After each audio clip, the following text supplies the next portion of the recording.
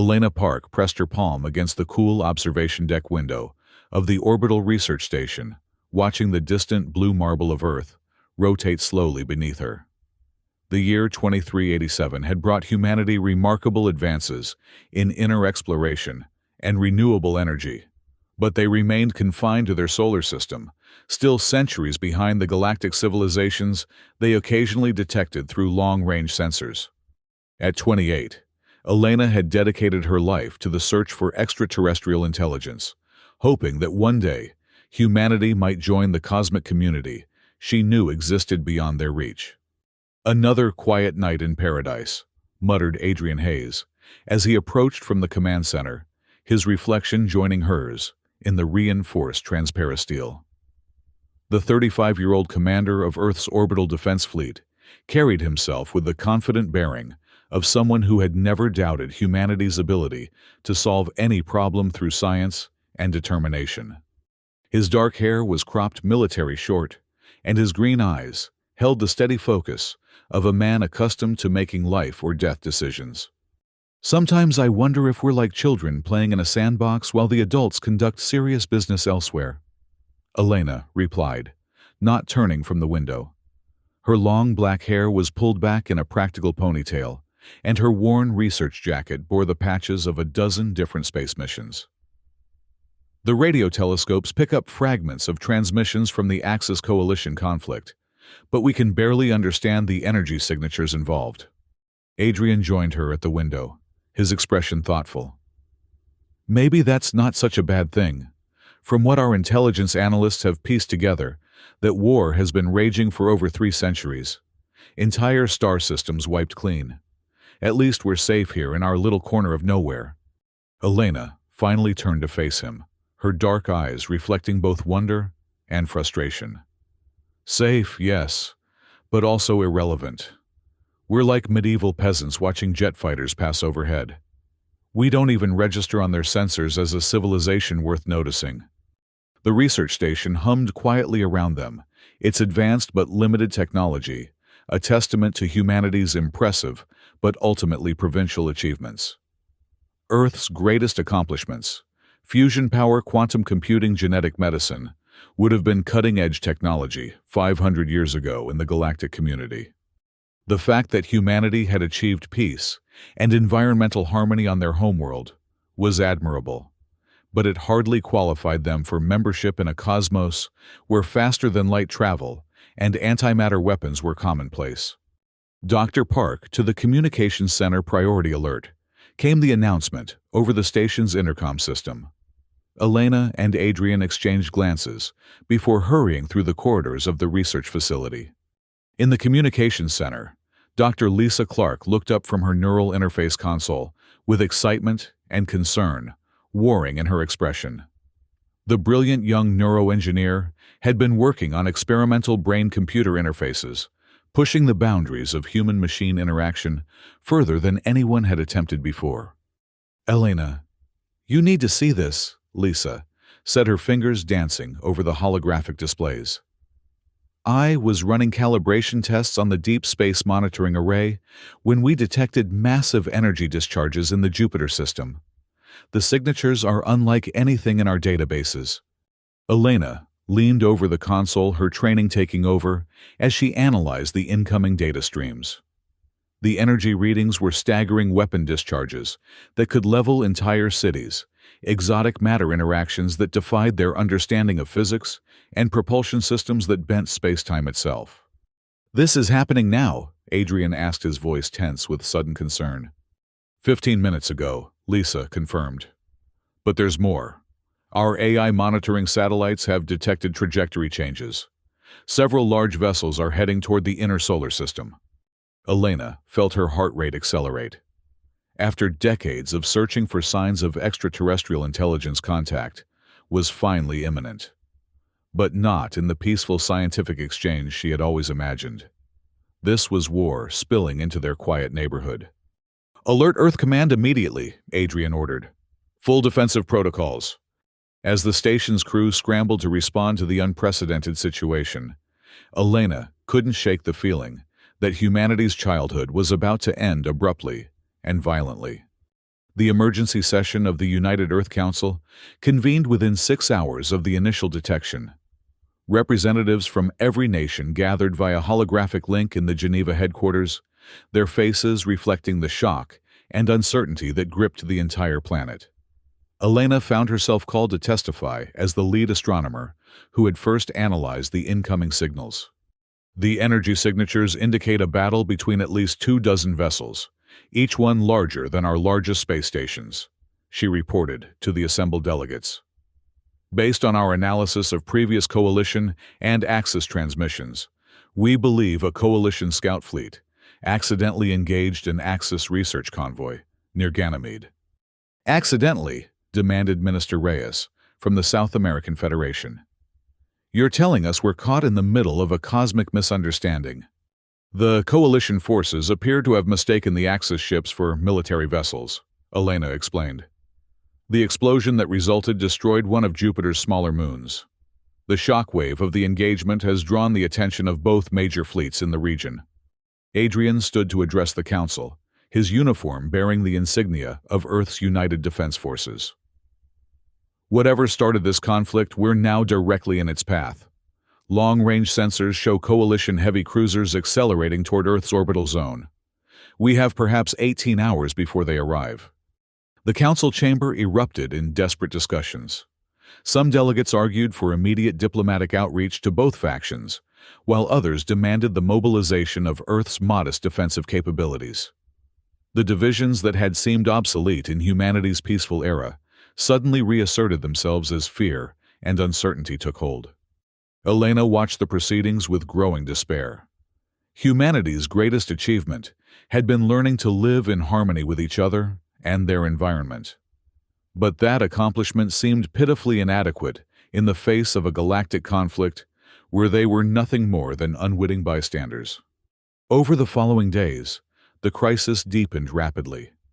The first contact humanity had dreamed of for centuries came not through careful scientific protocols, but as desperate communications from an Axis convoy requesting emergency sanctuary.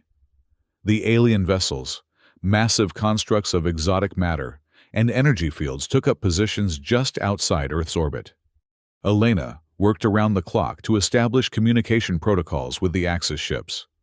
Their technology was so advanced that meaningful dialogue required the development of entirely new interface systems. Through a combination of mathematical concepts and electromagnetic patterns, a basic exchange of information became possible. The Axis commander, a being whose neural patterns defied easy human comprehension, explained their situation through cascading geometric forms that Elena's team slowly learned to interpret. They were refugees from a research station that had been destroyed in the crossfire of the expanding war. Their ships contained thousands of civilian scientists and their families seeking only safe passage to neutral territory. But the coalition response was swift and unforgiving. Their communications received as harsh electromagnetic bursts that required careful filtering to avoid damaging human equipment carried a simple message: any world that harbored Axis vessels would be considered an enemy combatant. Adrian found himself thrust into an impossible position. Earth's defensive capabilities, impressive by human standards, were laughably inadequate against even a single coalition warship. The planet's orbital defense platforms and missile arrays had been designed to intercept asteroids and rogue space debris, not respond to weapons that could crack tectonic plates. "We're not equipped for this," he told Elena during one of their increasingly frequent crisis meetings. "Our most advanced weapons are like throwing rocks at fighter jets. We're trying to defend a medieval castle with a galactic battle fleet approaching." The political situation on Earth deteriorated as quickly as the military one. Mass protests erupted in major cities as citizens demanded either immediate negotiation with the coalition or complete support for the Axis refugees. The carefully maintained unity of the United Earth Council began to fracture under pressures it had never been designed to handle. Elena found herself caught between her scientific curiosity about the alien technologies and her growing horror at the impossible choices facing humanity. The Axis ships carried scientific knowledge that could advance human civilization by millennia. Their understanding of faster-than-light physics, exotic matter manipulation, and consciousness transfer technologies represented everything she had ever dreamed of learning. But accepting their sanctuary request meant inevitable conflict with the Coalition, whose military doctrine apparently allowed for the complete destruction of uncooperative civilizations. Earth's 3 billion inhabitants would become casualties in a war they barely understood, fought with weapons they couldn't comprehend. The situation reached a breaking point when a hardline military faction within Earth's government staged a limited coup, placing the civilian leadership under house arrest and declaring a state of planetary emergency. General Morrison, a career officer who had risen through the ranks during humanity's peaceful era, announced Earth's intention to expel the Axis refugees and negotiate a separate peace with the Coalition. Adrian faced a devastating choice. His oath required him to follow legitimate military authority, but the new leadership's decisions would doom both the Axis refugees and likely humanity itself. The Coalition had made it clear that they considered any prior contact with Axis forces to be an act of war. Elena made her own choice during a clandestine meeting in the abandoned sections of the orbital research station. Lisa has been working on something, she told Adrian. The neural interface technology she's been developing, it's not just for connecting human brains to computers. She thinks she's found a way to create direct mental links between multiple consciousnesses. Telepathy, Adrian asked skeptically. More than that. A shared awareness network that could coordinate actions across entire fleets. If we can establish psionic connections with our pilots and defense crews, we might be able to respond to their weapon systems in ways they don't expect. Adrian stared at her for a long moment. You're talking about using experimental brain modification technology in the middle of a battle. The risks of doing nothing are certain death for everyone, Elena interrupted. This isn't about winning a conventional engagement. It's about doing something so unexpected that we buy time for actual negotiations. Dr. Lisa Clark had been working in secret for weeks, developing her neural interface technology beyond anything attempted in human history. Her laboratory deep within the research station had become a maze of quantum processors and biological interfaces where the boundary between mind and machine blurred beyond recognition. The human brain operates on electrical patterns that can be amplified and synchronized through quantum field manipulation, she explained to Elena and Adrian. If we can link multiple consciousness streams, the resulting network effect could process information and coordinate responses faster than any artificial intelligence. The technology was dangerous and largely untested. The few volunteer test subjects had experienced everything from temporary memory loss to complete personality restructuring. But as Coalition heavy cruisers entered the outer solar system, desperate measures became the only option. Elena submitted to the first full neural interface integration, feeling her consciousness expand as quantum processors merged with her brain's electrical patterns. The sensation was indescribable. Suddenly, she could feel the thoughts and emotions of everyone connected to the network, their fears and hopes blending with her own, until individual identity became just one note in a vast symphony of awareness. Adrian joined the network next his military training, helping him adapt to the disorienting experience of shared consciousness. Through the psionic link, he could simultaneously monitor dozens of defense platforms, coordinate fleet movements, and process sensor data at superhuman speeds. As the Coalition fleet approached Earth's orbit, humanity prepared for its first and possibly last interstellar war. The enemy vessels were works of art, as much as weapons, sleek predators shaped from materials that seemed to bend light around them, powered by engines that warped space-time itself. Each Coalition cruiser outgunned Earth's entire defensive capability by orders of magnitude. The battle began at precisely 1432 Universal Time, on what would become known as Convergence Day.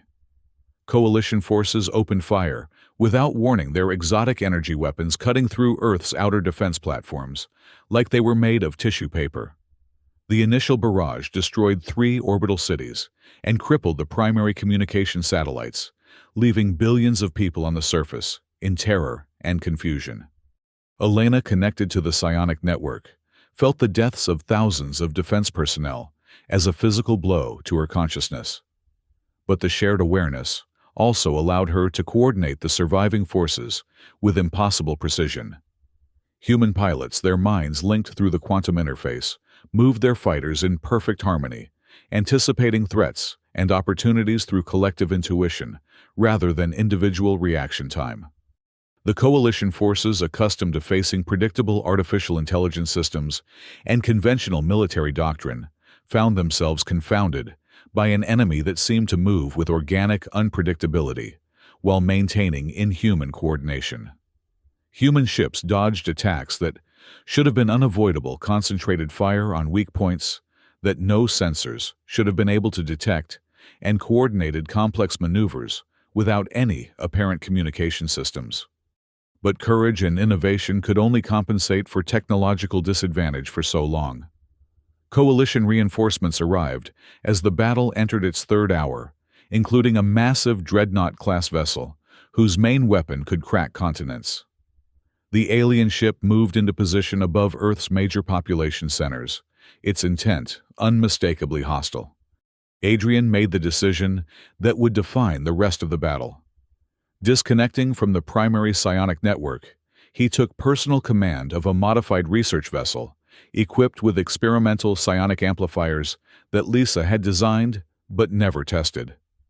The plan was desperate beyond reason: use his own consciousness as a focusing lens for a psionic pulse, powerful enough to disrupt the coalition ship's targeting systems. Elena felt his decision through their shared connection and tried to stop him, but Adrian had already committed to his course. He piloted his ship directly toward the coalition dreadnought, broadcasting on all frequencies, a message of defiance that would be remembered as humanity's declaration of independence from cosmic indifference. "This is Commander Adrian Hayes of the Terran Defense Force." His voice carried across every communication channel. "You came here expecting to find primitives cowering before superior technology. Instead, you've found a species that chooses to stand and fight for what matters. We may not have your weapons or your starships, but we have something you've forgotten in your centuries of warfare: the courage to sacrifice everything for those we love." The psionic pulse that Adrian generated in his final moments was unlike anything recorded in galactic history. Instead of a crude electromagnetic discharge, his consciousness created a coherent telepathic wave that passed through conventional shielding and interacted directly with the neural patterns of the coalition crew. For a brief instant, they experienced human emotions: love, hope, determination, and the willingness to die for something greater than oneself. The coalition dreadnought's attack faltered as its crew struggled with concepts their military conditioning had trained them to suppress. In that moment of confusion, the surviving Axis vessels launched their own desperate assault, breaking the engagement pattern that had held them in check throughout the battle. But the victory came at an unthinkable cost. The combined energy discharges from multiple capital ships, focused in Earth's orbital zone, created a cascade reaction that ignited the planet's atmosphere. Cities burned in fires that could be seen from space, as Earth's carefully maintained ecological balance collapsed in a matter of hours. Elena watched her homeworld die through the sensors of an evacuation vessel, her consciousness still expanded by the psionic network, but now flooded with the anguish of 3 billion people facing extinction. The blue marble that had seemed so eternal and perfect now glowed like a dying ember, its surface shrouded in the black smoke of burning continents. The immediate aftermath of Earth's destruction created a power vacuum that none of the combatants had anticipated. Coalition and Axis forces found themselves sharing the same space around a dead world, their reasons for fighting suddenly seeming less important than the humanitarian crisis unfolding before them. Scattered evacuation ships carried perhaps 3 million human survivors, all that remained of a species that had taken millennia to develop and seconds to nearly extinguish. Elena emerged as the de facto leader of the Terran refugees, her experience with both alien technologies and the psionic network, making her invaluable as a translator and coordinator. The expanded consciousness abilities that the crisis had awakened in humanity proved to be genuinely unprecedented in galactic civilization. While other species had developed telepathic abilities, none had achieved the collective awareness network that desperation had forced humans to create. The Coalition commander, a being whose crystalline form reflected the rigid hierarchical thinking of their civilization, initially viewed the human survivors as simply another group of war refugees to be processed through standard relocation protocols. But the psionic demonstration that had disrupted their dreadnought had marked humanity as a species with previously unknown capabilities. Through careful negotiation, Elena established the foundations of what would become known as the Terran Delegation, an independent faction representing human interests in the galactic conflict. The survivors' unique abilities made them valuable to both sides, but their recent traumatic loss also gave them moral authority that neither Coalition nor Axis forces could ignore. The Axis leadership, operating through complex philosophical frameworks that translated poorly into human concepts, offered to share their advanced technologies in exchange for human participation in their research initiatives. Their scientists were fascinated by the organic development of collective consciousness abilities, seeing potential applications that could revolutionize their understanding of mental sciences. But Elena insisted that any alliance must be contingent on establishing a permanent neutral zone, where refugees from all factions could find sanctuary. The negotiations took place aboard a massive Axis research vessel, its interior spaces designed for beings whose sensory experience differed radically from human norms. Elena found herself arguing for concepts, compassion, forgiveness, hope that had apparently been casualties of the centuries-long war.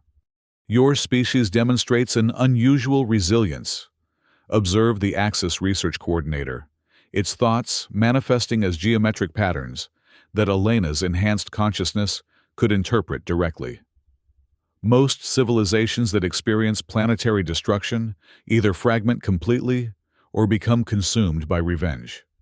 Yet you propose cooperation with your destroyers." Elena stood before the alien assembly, her small human form dwarfed by beings whose physical presence redefined her understanding of life itself. Revenge would be pointless. The Coalition forces that attacked Earth were following their military doctrine just as your people would have done in similar circumstances. But destruction teaches us nothing except how to create more destruction. We prefer to learn from our mistakes rather than repeat them. The breakthrough came when Dr. Lisa Clark, working with Axis neuroscientists, developed a method for temporarily sharing human psionic abilities with other species. The experience of directly feeling human emotions, the mixture of grief and determination that characterized the survivors, had a profound impact on both Coalition and Axis representatives. For the first time in their recorded history, military commanders from both factions experienced what it meant to value individual life over strategic objectives. The Coalition crystal entity that had ordered Earth's bombardment underwent what could only be described as a psychological transformation. Its rigid hierarchical thinking patterns disrupted by the chaotic but creative nature of human consciousness. Adrian's resurrection, using Axis consciousness transfer technology, marked a turning point in the negotiations. The process was experimental and dangerous, requiring the integration of his stored neural patterns with advanced quantum matrices that could barely sustain human thought processes. When he emerged from the restoration chamber, he carried within his consciousness the direct experience of both death and rebirth, making him a unique bridge between human and alien understanding. "I felt my consciousness dissolving," he told Elena during their first reunion after his restoration. "But, instead of ending it, expanded. For a moment I was connected to every living thing that had ever existed, understanding the patterns that connect all consciousness across the universe. Death isn't an ending, it's a transformation into something larger." His words, transmitted through the psionic network to human survivors throughout the fleet, became the foundation for a new philosophy that would guide humanity's integration into galactic civilization. Rather than seeking to rebuild what had been lost, the Terran refugees embraced the opportunity to become something entirely new. The formal signing of the Humanity Accords took place exactly 1 year after Earth's destruction, aboard a neutral station constructed jointly by all three factions. The agreement established the Nullarbor system, a collection of carefully terraformed worlds, designed to accommodate the specific needs of war refugees from multiple species. Elena, now serving as the first Terran representative to the Galactic Council, watched as former enemies worked together to create something unprecedented in their recorded history. The shared experience of human consciousness had introduced concepts of forgiveness and cooperation that gradually spread throughout both Coalition and Axis territories. The transformation was neither quick nor easy. Centuries of warfare had created institutional momentum that resisted change at every level. But the psionic abilities that humanity had developed in their desperation proved to be genuinely revolutionary, allowing for forms of communication and understanding that transcended the limitations of conventional diplomacy. Adrian, his consciousness now permanently enhanced by both human psionic abilities and Axis quantum processing technologies, became an ambassador between civilizations, traveling throughout the galaxy to establish communication protocols between species that had never successfully cooperated. His unique combination of military experience and expanded awareness made him ideally suited for resolving conflicts that had seemed intractable for generations. The Nullarbor system grew from a refugee camp into a thriving multicultural civilization where beings from dozens of different species learned to live and work together. Human consciousness-sharing technologies became the foundation for new forms of art, science, and philosophy that incorporated perspectives from across the galactic community. Elena often stood in the observation lounges of the New Worlds, watching alien suns rise over landscapes that bore no resemblance to Earth, but somehow felt like home. The 3 million human survivors had become the seeds of something far greater than the civilization they had lost, a hybrid culture that combined the best elements of multiple species achievements. Children born in the Nullarbor system grew up speaking languages that had no words for enemy or primitive. Their consciousness naturally expanded to encompass perspectives from across the known galaxy. They represented the first generation of truly galactic citizens, equally comfortable with Coalition technological precision and Axis philosophical complexity. The memorial to Earth, constructed at the gravitational center of the Nullarbor system, consisted of a single transparent sphere containing soil from humanity's lost homeworld. Inside the sphere, a holographic representation of Earth as it had existed before the war rotated slowly, accompanied by recordings of human voices, music, and literature that preserved the essence of the vanished civilization. But the memorial also looked forward, its base inscribed with the words that had become humanity's gift to the galaxy. We were once primitive, but pain and unity transformed us into bridges of peace. From the ashes of our world, we choose to build something better. Elena stood before the memorial on the 5th anniversary of Earth's destruction, no longer the young astronomer who had dreamed of first contact. Her consciousness had been permanently altered by years of psionic enhancement, allowing her to simultaneously maintain her individual identity while participating in the collective awareness that had become humanity's greatest contribution to galactic civilization. Adrian joined her, his form now bearing subtle modifications that marked his transition from purely human to something that transcended traditional species boundaries. Together, they watched as representatives from hundreds of worlds gathered to commemorate not just the loss of Earth, but the birth of a new kind of civilization. "Do you think they would have approved?" Adrian asked, referring to the billions who had died when their world burned. Elena considered the question, feeling through the psionic network the thoughts and emotions of the survivors who had built new lives among the stars. I think they would have been proud. We took the worst thing that could happen to us and used it to create something beautiful. The final act of the memorial ceremony was the release of a new expedition fleet, crewed by volunteers from every species in the Nullarbor system. Their mission was to seek out other isolated civilizations, carrying with them the message that had become humanity's legacy. No species need face the galaxy alone. As the ships departed for unknown destinations, Elena felt a familiar excitement, the same wonder that had driven her to become an astronomer in the first place.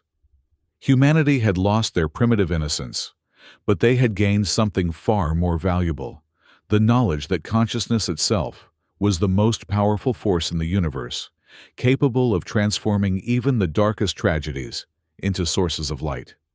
The psionic network that now connected millions of beings across the galaxy carried with it the memory of a small blue world and the species that had chosen cooperation over revenge, growth over stagnation, and hope over despair.